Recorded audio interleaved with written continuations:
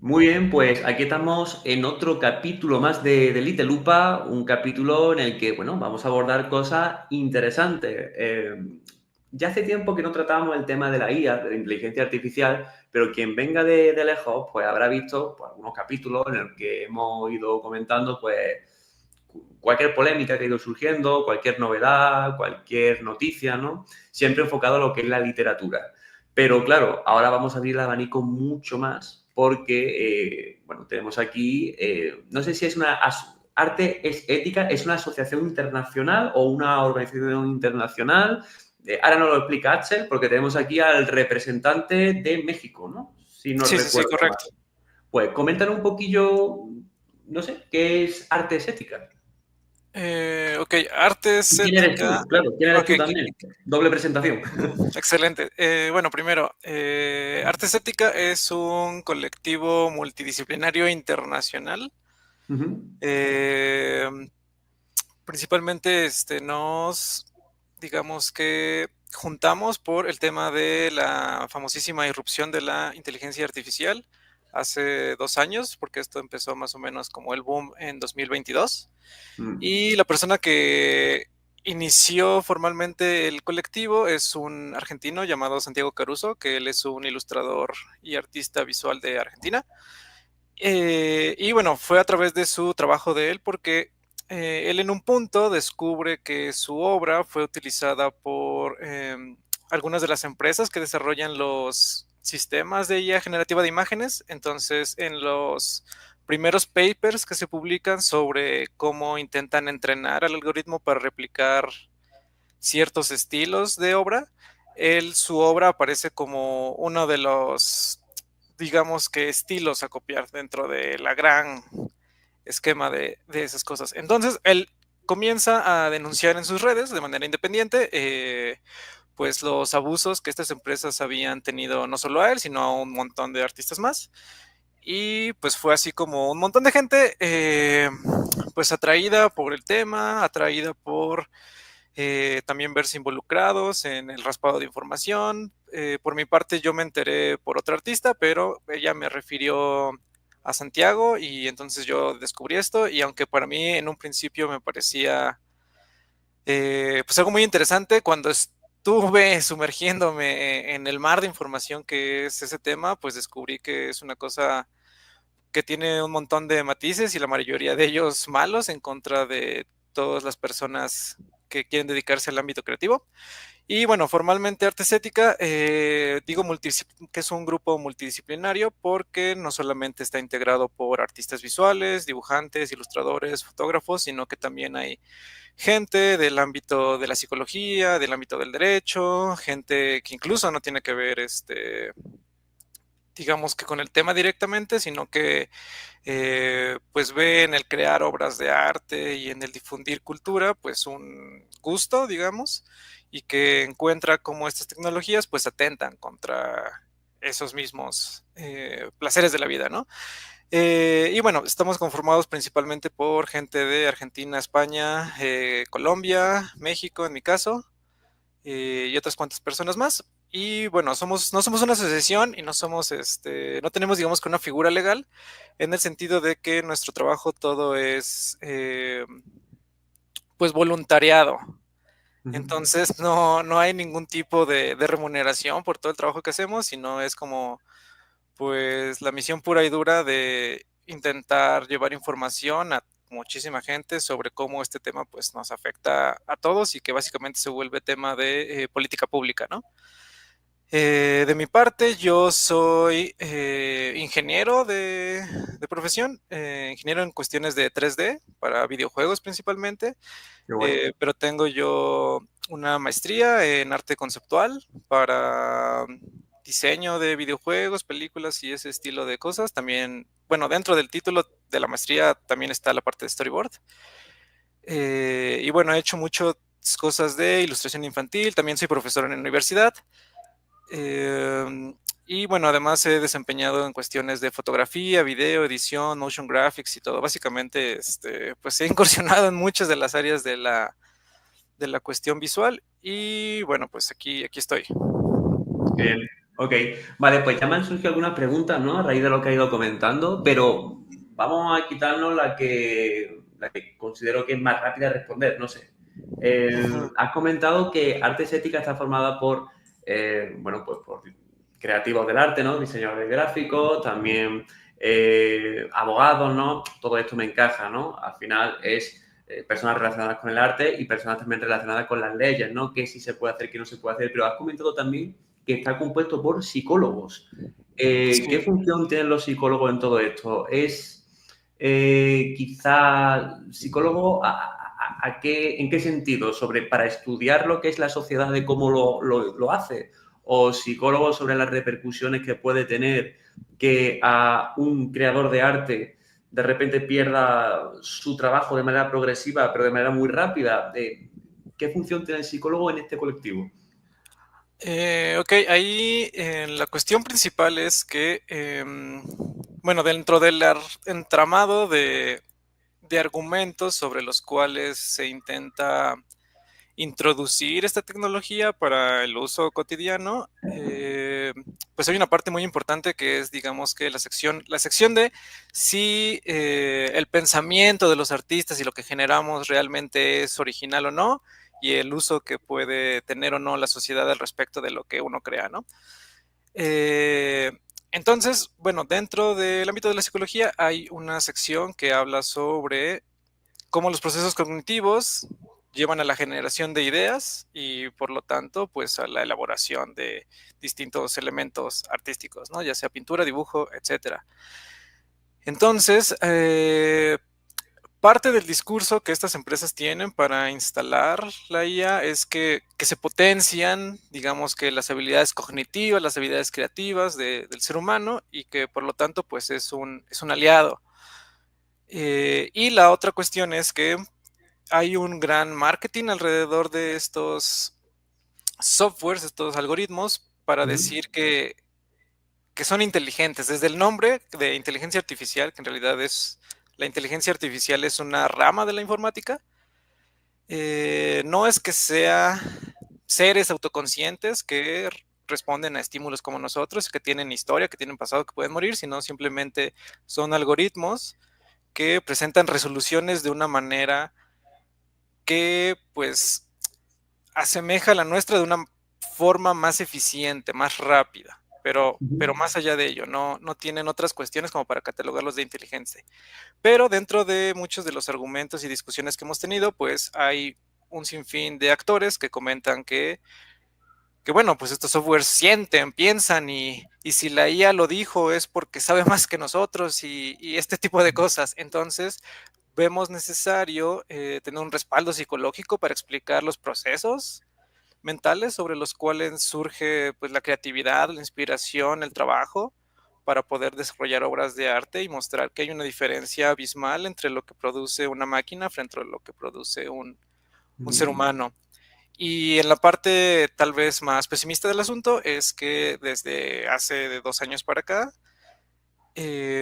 frente a la irrupción de estos sistemas, ha habido una disminución muy grande de los trabajos para los creativos y para otras áreas, porque no solamente es el ámbito creativo y pues una amenaza real pues a la obtención bueno, al derecho de trabajar y a obtener pues dinero para subsistir. Entonces, varios de los compañeros, y no solo de ellos, sino la población en general de esos mundos afectados, pues comentan pues diríamos que un incremento en el estrés existencial que estos sistemas presentan, ¿no? Entonces, bueno, también es una parte importante mostrar que estos sistemas que no fueron probados, no fueron testeados, no tuvieron un equipo ético detrás, presentan repercusiones a la calidad de vida de las personas en realidad, ¿no? Entonces, parte de todo eso, creemos que es necesario pues tener un respaldo Mm. psicológico. Sí, la verdad que es muy interesante porque en ciertos puntos, como por lo que he ido escuchando y reflexionando, el tema de psicología se relaciona incluso a veces con el tema filosófico, ¿no? Todo esto de ir más allá incluso, ¿no? Ujú. Sobre lo que va limitando, lo que va afectando, ¿no? En estas situaciones. Bueno, hemos presentado a lo que es un poco el colectivo, ¿no?, de Artes es Ética, y por otra parte a lo que es Axel. Me gustaría ya hacer como una pregunta de ampliación para terminar ya de cerrar este bloque, ¿no? Sobre si nos hace un pequeño recorrido biográfico sobre lo que es el colectivo de Artes Ética, ¿no? Has mencionado los orígenes, ¿no? En Argentina, creo que era con el diseñador gráfico Caruso, creo que se apellidaba. Sí, Santiago. Y efectivamente, ¿cuál ha sido todos los avances que habéis tenido? Es decir, todas las etapas, por así decirlo, hasta la actualidad. Es decir, cómo continúa esa historia hasta el día de hoy, hasta el día presente. ¿Cómo ha sido todo el camino? Ok, no tengo muy presentes las fechas en este momento, pero tengo la línea general en mi cabeza. Ok. Ok, bueno, dentro de Argentina, digamos que nace el colectivo, lo forma Santiago, otros integrantes del colectivo se unen ahí estando y manteniéndolo como local. Y por parte de Santiago, él ser un ilustrador con la fortuna de haber sido publicado internacionalmente por diversos grupos editoriales y otras empresas, tiene la opción de conocer a otros actores dentro de pues la rama de la lucha contra la inteligencia artificial. Y esto sucede porque en Estados Unidos existe una demanda colectiva por parte de un diverso grupo de ilustradores, principalmente mujeres. Y entonces ahí en Estados Unidos ellos tienen una oficina de derechos de autor, aparte de distintos sindicatos y agrupaciones. Entonces, en una primera instancia, a Santiago se le invita a participar en foros por parte de la oficina de copyright de Estados Unidos y por parte de uno de los colectivos de Estados Unidos, se llama Concept Art Association, que es como la Asociación de Artistas Conceptuales de Estados Unidos. Y ese grupo, al ser de alguna manera el estandarte más fuerte a nivel de demanda colectiva por parte de artistas, tiene mucha repercusión internacionalmente. Entonces de ahí surge que pues se llega a España con otros colectivos, principalmente sindicatos, y bueno, entiendo que ustedes tienen unas figuras legales distintas a las nuestras, que son las confederaciones y asociaciones, que es lo de SEGAP y CGT. Ahí, por parte de ellos, como la Unión Europea en este instante, ellos, bueno, ustedes tienen en España, digamos que la base de donde está surgiendo como todo el proceso político para la generación de regulaciones sobre el tema de la IA. Sí. Bueno, distintos países se conjuntan para ello y ahí surge otro colectivo que se une a nosotros que se llama EGAIR, que es bueno, es que no sabría cómo traducirlo. Es italiano el colectivo, pero básicamente es un colectivo de artistas italianos. Ellos principalmente son de cómic y otras ramas, que igual desde ese lado intentan generar políticas públicas para la cuestión de la regulación. Y bueno, del lado de Latinoamérica hemos tenido la fortuna de asesorar a personas en Brasil, porque en Brasil, bueno, hay muchos cambios políticos en el país y se intentó en algún punto generar un proyecto de regulación de IA que beneficiaba a las empresas, no tanto a los artistas. Actualmente en México existen muchos frentes, pero por nuestro sistema político es un tanto complicado, pero bueno, hemos asesorado a distintos sindicatos. Aquí en México tenemos dos sindicatos que manejan la cuestión audiovisual. Uno es el Lambda y otro es el AMDI. Son sindicatos principalmente para actores y todo el crew. Ahí tuvimos la fortuna de asesorar a algunas personas para la regulación, principalmente para actores de voz. Aquí en México, bueno, tal vez la gente que me escuche luego me odie, pero bueno, en México está la base básicamente del doblaje latinoamericano. Y por lo mismo hay muchísimas cuestiones políticas y culturales respecto a cómo utilizar toda la base de datos de la voz de estos actores para Claro, eso generar es polémico, ¿no? políticas. Sí, sí, sí. Entonces, bueno, ahí hemos tenido la fortuna de colaborar y bueno, en partes académicas, cada quien en sus respectivos países ha tenido la oportunidad de colaborar principalmente con academia pública. Yo no estoy muy seguro cómo sea la fama de las universidades públicas en otros países, pero bueno, en México nuestras universidades públicas son básicamente las mejores. Y hemos tenido, bueno, yo he tenido la fortuna de participar en algunas conferencias y pláticas ahí. Y también hemos asesorado a gente en Japón, aunque suena muy lejos. En Japón ahorita es el caos mundial porque eh, ellos fueron de los primeros países en permitir el raspado indiscriminado de información sin tener una consulta pública tan formal como en otros lados. Como Japón, por ejemplo, es un país, digamos que muy tecnológico y que aparte tiene como toda esta cultura de creación audiovisual por parte del Mm, anime y el manga. Ellos permitieron en una primera instancia pues todo el raspaje de información y ahí hemos colaborado con algunas personas para intentar tirar un poco para atrás respecto a eso. Y bueno, serían como algunos de los sucesos, no están tan en orden sí. cronológico, pero bueno, o sea, Nada. es mucho de lo que hemos hecho. Sí, pero a raíz de eso que has comentado, ya me sale otra pregunta interesante. Es verdad, es que poco todo el mundo sabe que Japón crea mucho a nivel audiovisual, ¿no?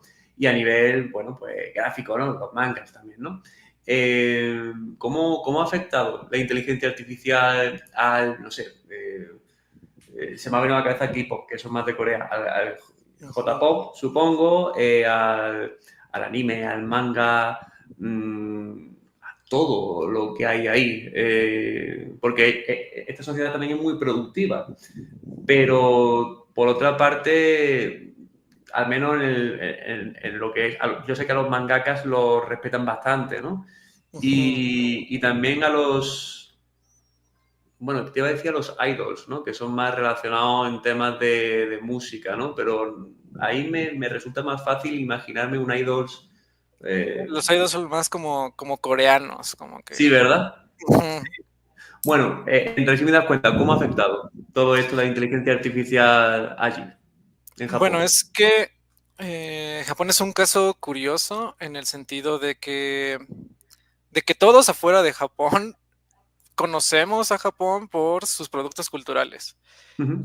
Pero dentro del mismo Japón hay como, pues no sé, una batalla interna sobre que está mal visto que te guste el anime y el manga y te dedicas a esas cosas versus ser como parte de la fuerza laboral más tradicional, de ser de traje, de ir a la oficina y ser contador y todas estas cosas. Entonces, desde ahí es una cuestión un tanto curiosa. Y bueno, ahora eh, Japón presenta sí una producción masiva de contenido, pero también jornadas de trabajo pues muy explotadoras. Y rangos de salario al pago de estos trabajadores igual muy reducidos. Entonces tú puedes googlear y encontrar que esta gente pues literal tiene un día de descanso al mes y son 2 horas, porque tienen Ya. que estar produciendo y produciendo y produciendo y que también los rangos de pago son muy chiquitos y no pueden detenerse. En ese sentido, pues nos encontramos con que si bien que es como el sueño de todos trabajar ahí, bueno, las condiciones bajo las que se puede trabajar son muy complicadas, pero ahora si sumamos a que Japón está implementando sistemas para automatizar un montón de partes de su cadena productiva. Eh, bueno, la parte más clara que es como el guión, luego se hace como un primer boceto del guión gráfico, el storyboard, luego dentro de la animación hay muchos pasos para, digamos que, limpiar todo el dibujo y integrar todos los elementos hasta, digamos que, la parte de audio, etcétera. El chiste ahí es que básicamente la manera en la que Japón trabaja es que generan mucho, mucho, pero mucho trabajo para que gente se le pague muy poquito haciendo como las tareas más difíciles de la cadena, que son realizar como todos los dibujos intermedios al gran dibujo que cuando le pones pausa, pues queda para fondo de pantalla. Mm, Entonces se está intentando automatizar toda esa parte y la consecuencia es que si no tienes a gente aprendiendo, pues digamos que el arte a través de la práctica y ese tipo de trabajos, pues no se pueden desarrollar y no pueden como empezar a evolucionar. Eso en una parte de animación, en otras, que es en un frente que en España sucede mucho, es la cuestión de la traducción. Aunque todos amamos a Japón, muy pocos sabemos hablar japonés, ¿no? Entonces hay todo un mm, mundo que se dedica a la traducción de las obras. Y frente a esto, hay muchos sistemas que están intentando, bueno, muchas casas editoriales que están intentando utilizar sistemas automáticos de traducción. ya Y, hablaremos de eso. y lo A que ver. sucede con ellos es que, pues muchas veces la traducción no es que sea literal, sino que tiene que adaptarse al contexto de otro hablante para poder hacer sentido. Y Mm, eso es como la magia del traductor. Sin embargo, pues estos sistemas no saben de eso y traducen así a diestra y siniestra, ¿no? Entonces ahí hay otra parte que se está sufriendo bastante. Y recientemente, igual lo puedes buscar, y bueno, recientemente es un decir, fue el año pasado, la voz, allá en Japón a los actores de voz le dicen seiyus. sí. Ellos también lanzaron hace unos meses una campaña mediática por redes sociales denunciando el uso de sus voces para entrenar estos algoritmos. De los actores más sonados fue la voz de Freezer para Japón. Mm, Entonces, bueno, hay bastantes frentes, digamos que en la parte cultural, pero bueno, es que estos sistemas, pues no solo nos afectan a nosotros, automatizan un montón de otros ámbitos, eh, como por ejemplo, pues bueno, la atención al cliente, que sonaría como un rango muy chiquito y como que a muchos no nos interesa porque batallamos para poder conseguir atención de un banco, por ejemplo, pero que finalmente no deja de ser pues trabajo que le otorga una remuneración a las personas, ¿no? mm. Entonces, bueno, esas son de algunas de las cosas que te podría decir respecto a Japón. Ok, vale, bueno, pues para irnos ya a un ámbito más general y también más al grano, ¿no? Ujú. La línea de acción, ¿no? De arte es ética. Sí, Eh, tengo aquí apuntado que es, bueno, pues la regulación ética, ¿no? De la inteligencia artificial generativa a nivel de Iberoamérica, ¿no? Entonces esto me da pie a preguntar cómo se debería de regular lo que es la inteligencia generativa, ¿no? Es la inteligencia artificial generativa. No sé cómo se podría abordar esta pregunta, porque entiendo que hay muchos tipos de arte, ¿no? El musical, ujú. el de la voz, más narrativo, literario, ¿no? Más gráfico. No sé si esto se podría abordar en esas etapas, o en esas dimensiones, perdón, o incluso comparándolo con la regulación de Europa, que no sé hasta qué punto puede ser una base desde la que partir o quizás haya otra. Eh, no sé, comentan un poquillo, en definidas cuentas, cómo se debería de regular la inteligencia artificial efectivamente generativa. Ok. Voy a intentar eso, ser muy conciso, pero la respuesta larga está en nuestra red de Artes Ética. Ahí tenemos Uh -huh. varios escritos y principalmente hay un manifiesto que dice así, manifiesto para la regulación de la inteligencia artificial.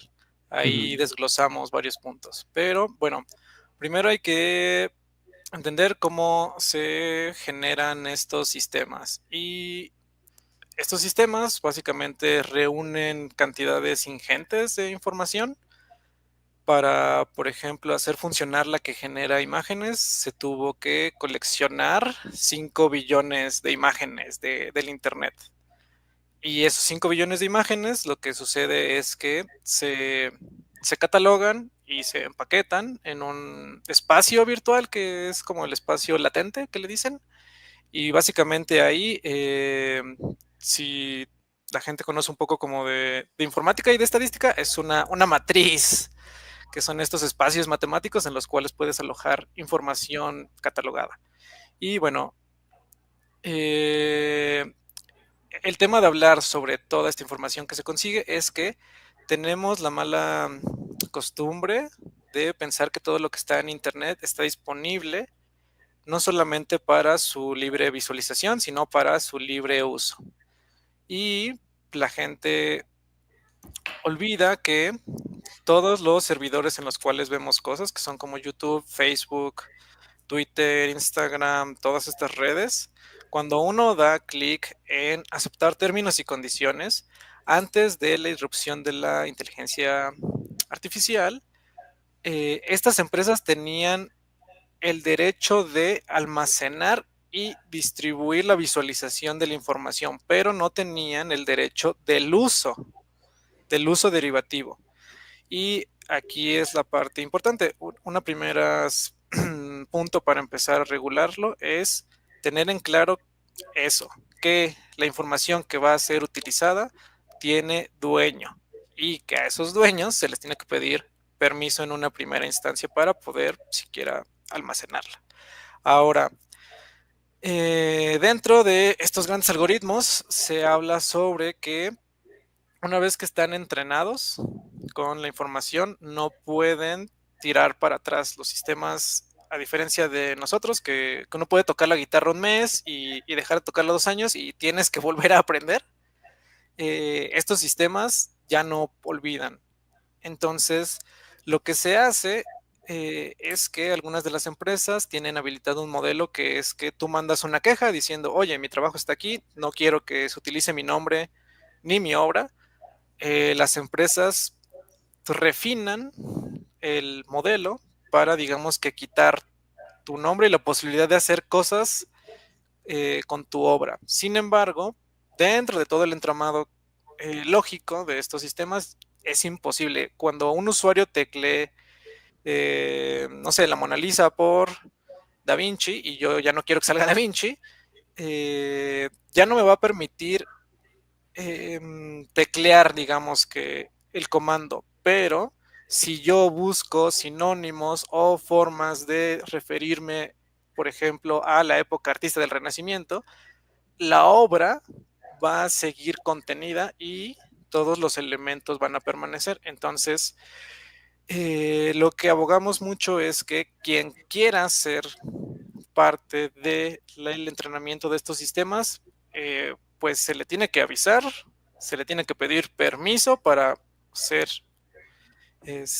parte de la base de datos, se le tiene que dar una remuneración, que eso es todo un tema muy gigante, el cómo gestionar una remuneración digna, y se le tiene que acreditar.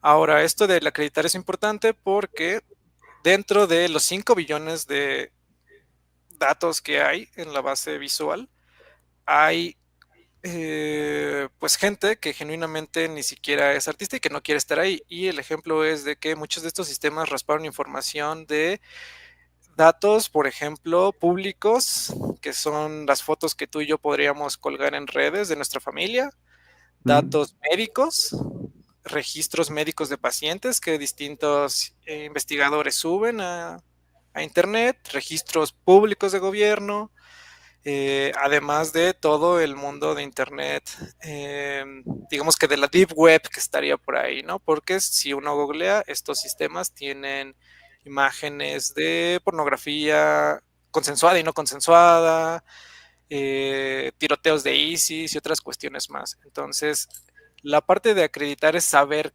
quién está ahí y por qué está ahí dentro de la base de datos. Y eso permite, pues, que seamos conscientes de con qué material se entrena.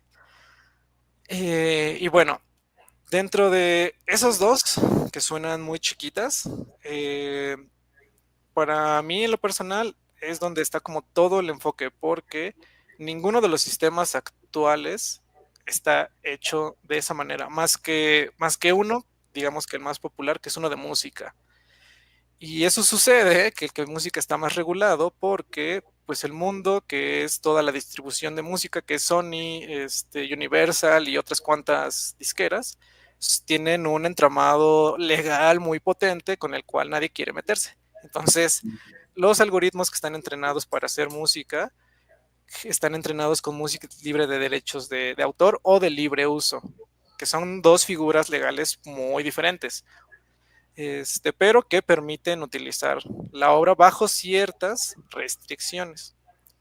Ahora, en el caso, por ejemplo, es que pues todos sabemos que existe después de 100 años, dependiendo del país, toda obra se vuelve de libre uso, porque ya es como que, bueno, un autor durante 100 años, si bien le va, puede gestionar su obra y sacar remuneración y decidir cómo ser explotada. Después de esos 100 años, pues pasa a ser del dominio público y todos podemos disfrutarla.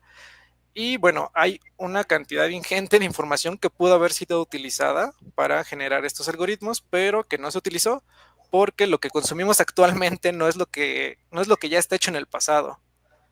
No queremos replicar ese pasado, sino queremos replicar las tendencias de la hora. Por eso se raspa la información. Y hay otra parte que es una que yo no sabría muy bien cómo gestionarlo, porque ya hablamos como de cuestiones de la identidad, que es con el tema de la voz, de la réplica de voz. Estos sistemas, básicamente con 10 minutos de audio, muchísimo menos, pueden replicar el timbre de voz de una persona y hasta sus inflexiones, dependiendo de qué emoción le pongan, de qué tono le pongan y esa cuestión. Y ahí yo creo que directamente se mete con derechos humanos de identidad, porque estamos duplicando pues una cuestión biológica de cada uno de nosotros. Y eso creo yo que está para un debate todavía más intenso al respecto. Sí. En Estados Unidos están muy, muy, muy, muy, pues al día con esas cuestiones y uno puede buscar que en el Senado se realizan cada 20 días juntas de esto, y hay una muy interesante en la que citan a varios de los desarrolladores y uno de los políticos le pregunta, ok, pues, ¿cuál es la diferencia entre un niño que puede cantar como Taylor Swift versus un algoritmo que copia la voz de Taylor Swift? Y ahí decían como, ok, pues es que el niño, o sea, el niño no es que conscientemente copiara la voz, o sea, las características genéticas dieron para que su timbre de voz fuera muy similar y no podemos, o sea, Taylor Swift no puede demandar al niño porque se parece a su voz, pero el ser entrenado, el utilizar tu información, que es literalmente todo lo que sale de tu voz para generar un doble, un símil, bueno, ahí sí ya entramos en pues uso indebido, incluso como de cuestiones biológicas, ¿no? Entonces, Claro. ahí es otro tema que es muy interesante, pero del cual yo no estoy muy seguro cómo podríamos gestionarlo más allá de que, bueno, pues dentro de las cuestiones de recolección de datos biométricos, pues todos los países son muy estrictos sobre qué sí se puede recolectar y qué no. Claro, es que eso hace que el problema suba exponencialmente, ¿no? Ese tema, ¿no? En cualquier momento se puede decir que tú has dicho una cosa o tal. Eso es... Te roban la voz, ¿no? Y la usan en tu contra. Eso es filosófico incluso, ¿no? Sí, Eh, sí. sí, que quería preguntarte también, porque, claro, aún tengo un poco de desconocimiento sobre esa hipotética base de datos de la cual la inteligencia artificial se sirve.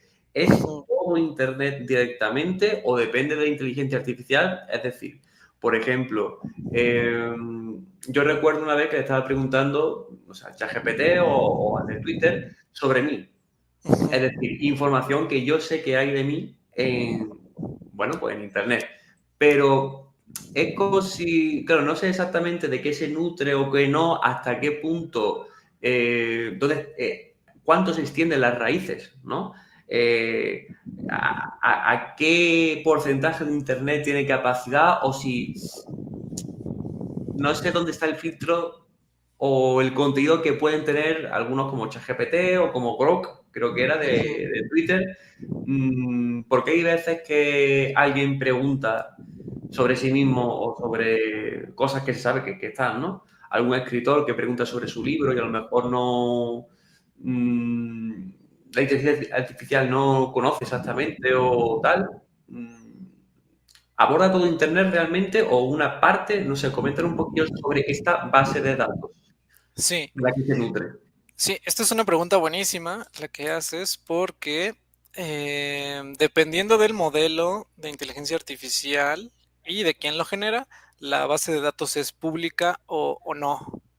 Entonces, la que genera imágenes, la primera que salió, es pública, por lo tanto sabemos de qué está nutrida. La base de datos se llama Lion 5B y el 5B es por los 5 billones, pero existe un 4B, un 3B y para abajo. Mm.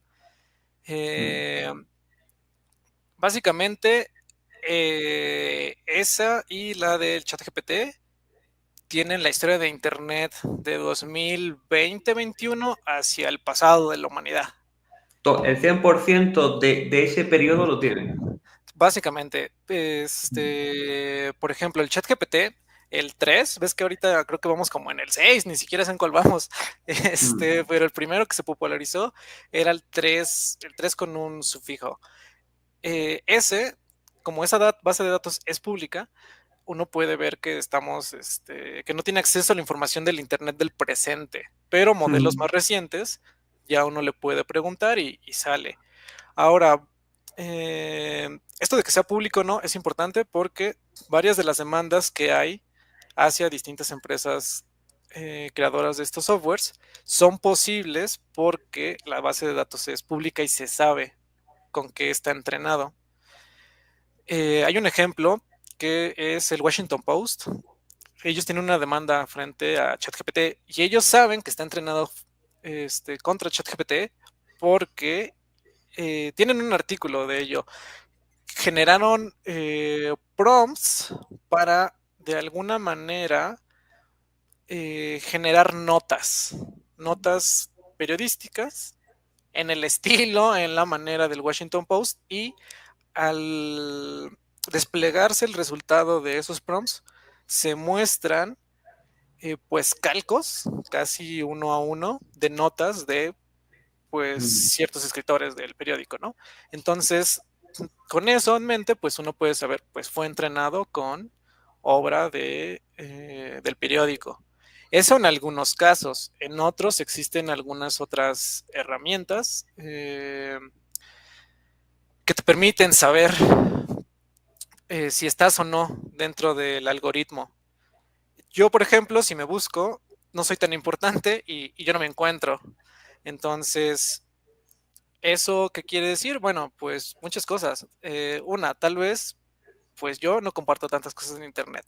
Eso en el mejor de los casos. En el peor de los casos es que, pues, para estas grandes empresas, mi obra y mi producción, pues, carece del valor para ser incluso robado, ¿no?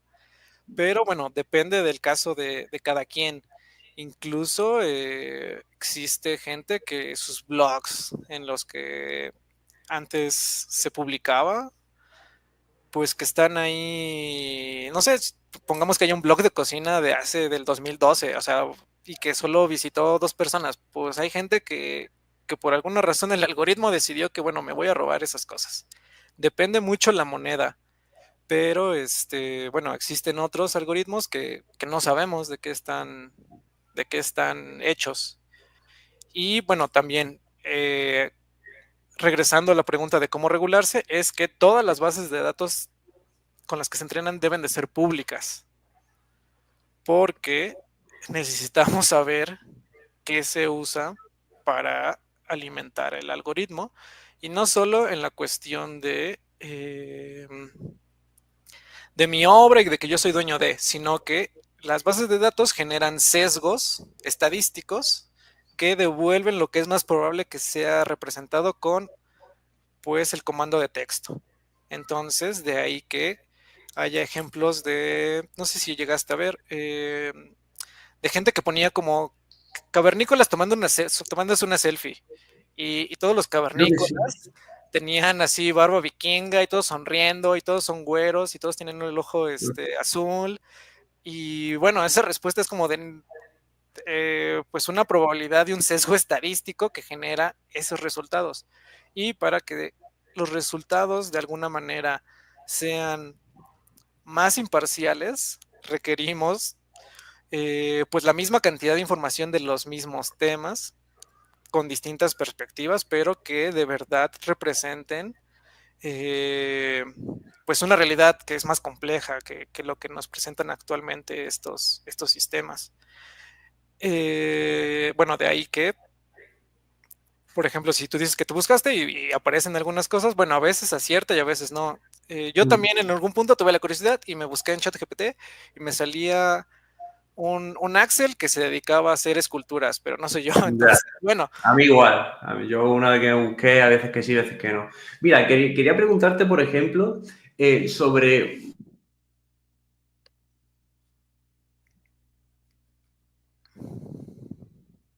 un posible hipotético poquito. Ahora, ¿se me escucha y se me ve bien? Sí, se cortó, pero sí, ya te ¿Sí? escucho bien. Vale, ya estoy de vuelta, ok. Un hipotético posible en el que entiendo que la inteligencia artificial podría llevarse a cabo, ¿no? Con datos, documentos, imágenes, audios, información que previamente haya sido los creadores, ¿no? Hayan permitido que esté en esas fuentes de datos, ¿no? En esa inteligencia artificial. Entonces, en esas hipotéticas inteligencias artificiales que se nutren de información que está ahí porque los creadores quieren, ¿cómo cambiaría todo a nivel económico? Me explico, me explico. ¿Qué remuneración sería sostenible? Que al final viene a esto. ¿Sería sostenible la remuneración que deberían de tener estos creadores audiovisuales, musicales, de voz, gráficos, en todos los ámbitos? ¿Sería sostenible esa remuneración? Que entiendo que ese dinero saldría pues de los suscriptores o de los clientes que pagaran por esa inteligencia artificial. Mm, a fin de cuentas, ¿sería sostenible ese modelo de negocio o esto implicaría un modelo esclavista, ¿no? Por así decirlo? Porque a fin de cuentas, para sostener una base de datos amplia, necesitamos a muchos creadores que hayan dicho que sí. Y para que todos esos creadores tengan un rédito económico, hay muchas personas que han tenido que tener una suscripción en esa inteligencia artificial y todo ese dinero pues se tendría que repartir. ¿Sería eso sostenible o implicaría un modelo esclavista? Y por otra parte, hago aquí una doble pregunta. Siendo una empresa privada, este hipotético, ¿la base de datos tendría que ser pública o al ser privada ellos se podrían respaldar? Aquí entramos con esos dos ámbitos, sostenible a nivel económico y si una empresa privada puede blindar su privacidad, por así decirlo. Ok.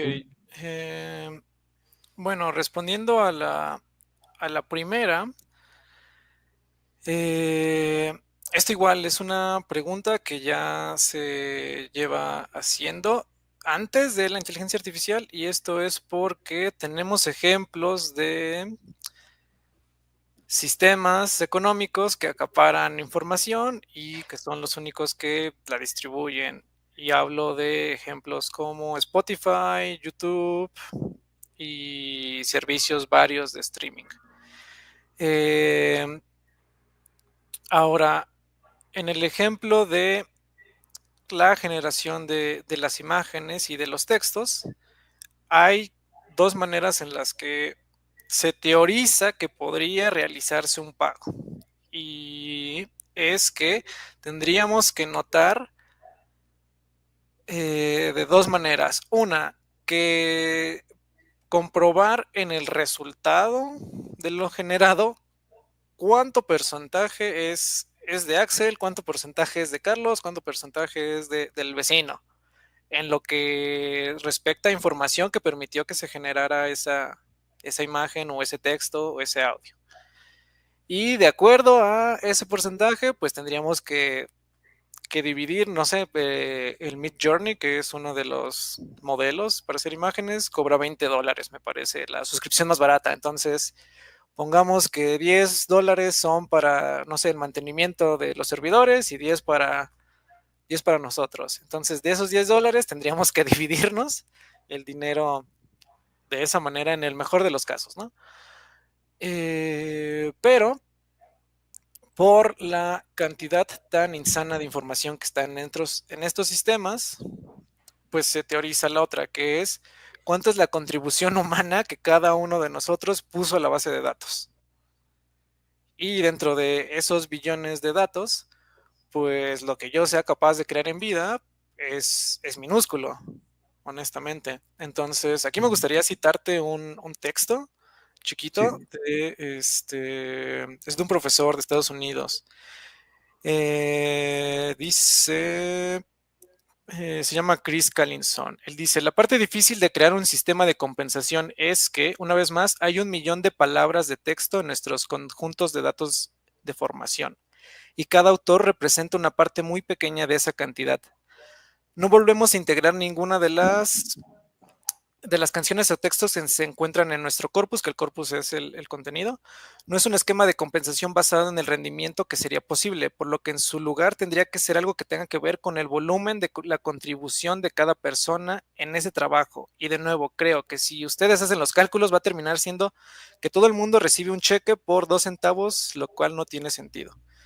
Y bueno, es eso. Este ejemplo lo podemos ver y se puede utilizar muy bien. Spotify. Spotify genera un revenue para los artistas de acuerdo al volumen de reproducciones. Y uno puede ver que para generar ciertos centavos requieres principalmente de 1,000 reproducciones para arriba. Dependiendo de la plataforma, te pagan más centavos, te pagan menos, pero requieres 1,000. Y a partir de ahí, pues el cielo es el límite. Pero estos algoritmos no benefician a todos de manera igual porque no recomiendan, en el caso de Spotify, a artistas por igual. Si yo busco Metallica, es más probable que me salgan grupos de la época de Metallica, con el impacto de Metallica, con una carrera igual de larga que Metallica, pero muy poco probable que encuentre a la banda de mi vecino de 3 calles arriba, porque el algoritmo no beneficia de igual manera. Como tiene que generar respuestas de acuerdo a las tendencias, nunca va a permitir que un artista que está en formación, que está en crecimiento, que está apenas dándose a conocer, pueda generar el mismo revenue que alguien grande. Entonces, el ejemplo ya trasladado al ámbito de ilustración es que hay un artista que se llama Greg Rutkowski. Ese hombre es el artista visual más utilizado en el mundo para generar imágenes. Él hace ilustraciones y pinturas para cosas como Calabozos y Dragones y Magic y otras cuantas IPs grandes. El chiste es que una vez que se genera tanta obra con su nombre y con su estilo, cuando uno lo pone en el buscador, toda esa obra sepulta a la obra del autor, generando un Greg Rutkowski virtual, una quimera que ni siquiera es él, que mata, asfixia al verdadero autor. Entonces, él tiene muchas entrevistas donde dice, bueno, yo decía que me iba a beneficiar porque más gente iba a saber mi trabajo. Pero, ¿qué sucede? Pues menos gente comienza a comisionarlo, porque ¿para qué le pago al verdadero unos 1,000 euros que me pedirá versus los $20 que tengo que pedirle que tengo que darle a Midjourney para generar la cantidad infinita de resultados? Perdón.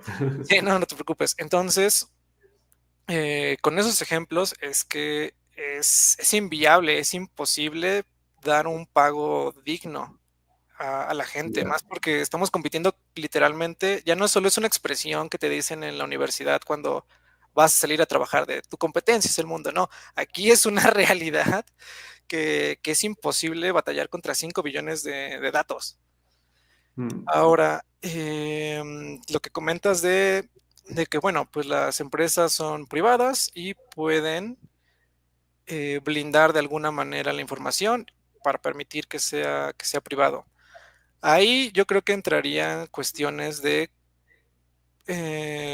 pues política pública, porque tendríamos que saber, bueno, ¿por qué quieren privatizar la información que utilizan para generar respuestas a estos modelos? Pero ¿A esto en el caso, sí, en el caso de que alguien haya pagado para que su imagen o su creación estuviera ahí, pero manteniendo pues la privacidad de ser una empresa privada. No sería público, es decir, no se nutriría esta inteligencia artificial de cosas públicas, sino de cosas de clientes que hayan ofrecido sus creaciones. Ok, bueno, es que ahí, bueno, digamos que, por poner un ejemplo, que Shakira haya decidido ceder toda su obra para entrenar al modelo de música.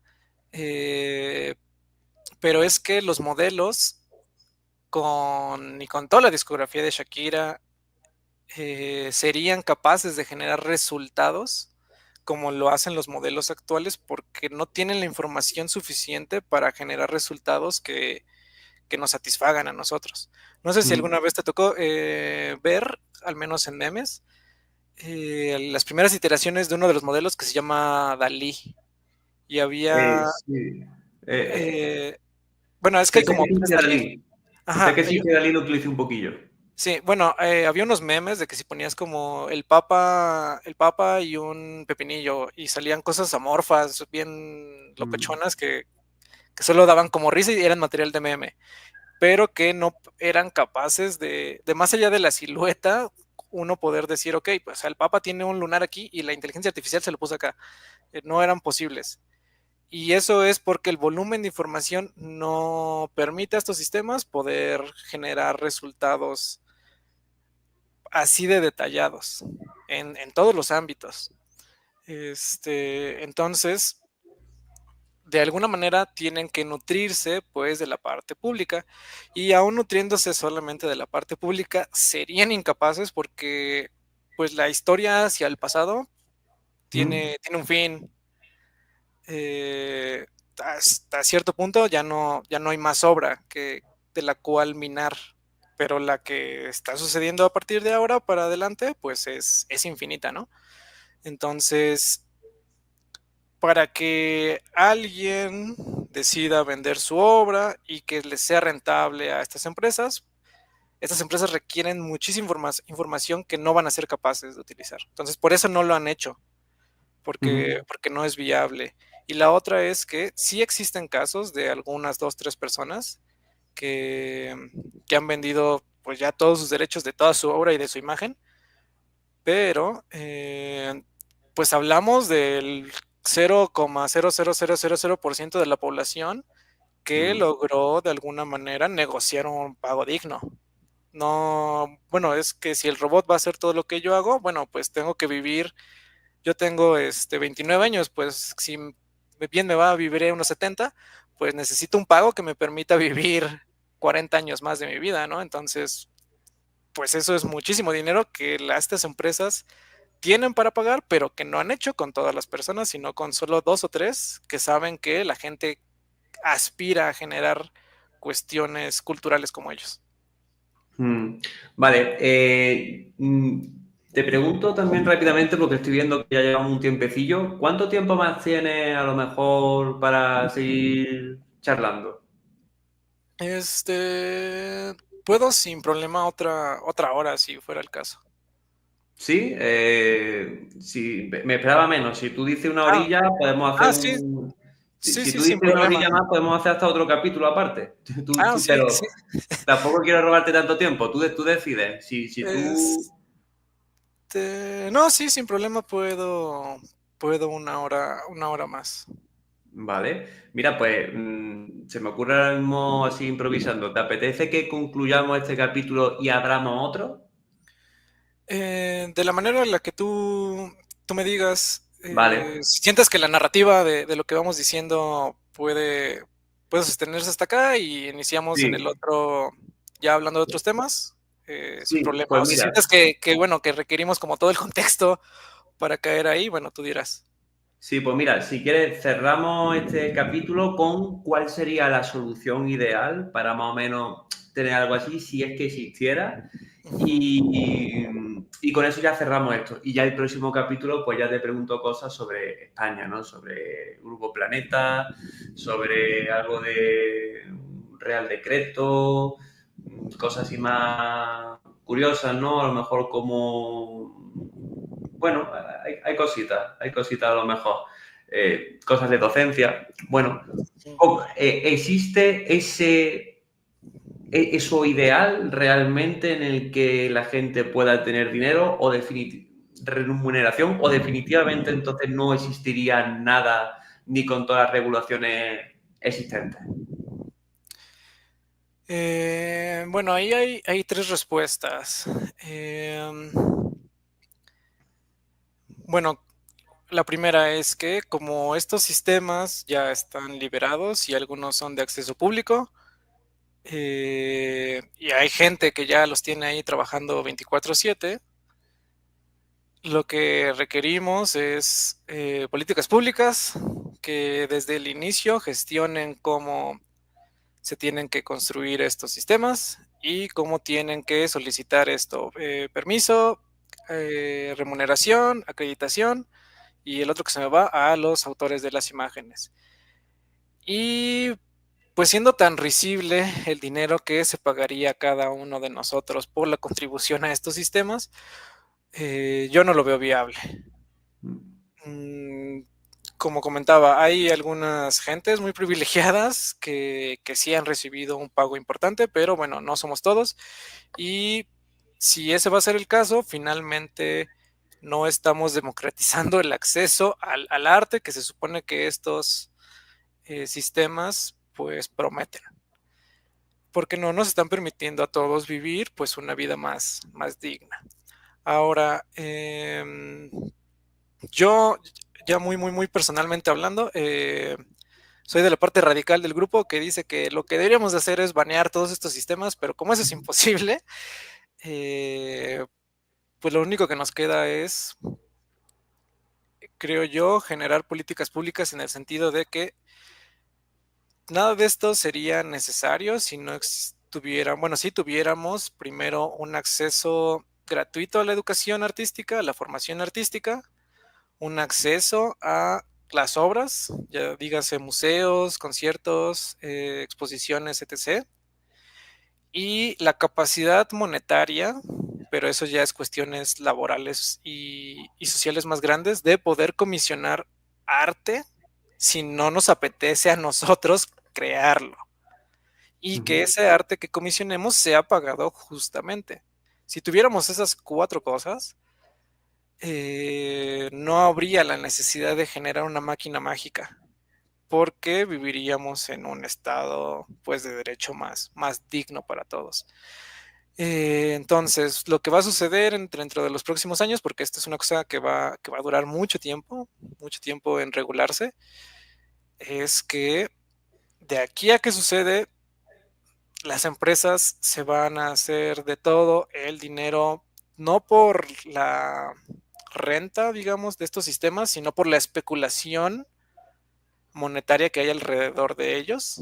Y ellos van a ser los que, pues, sí tengan, pues, algún tipo de pago. Pero a todos los demás involucrados no lo vamos a tener hasta que no Ya. se regule. Y de aquí a que eso pase, bueno, quién sabe si seguimos aquí, con vida y quién sabe cuánto nos llegue el cheque.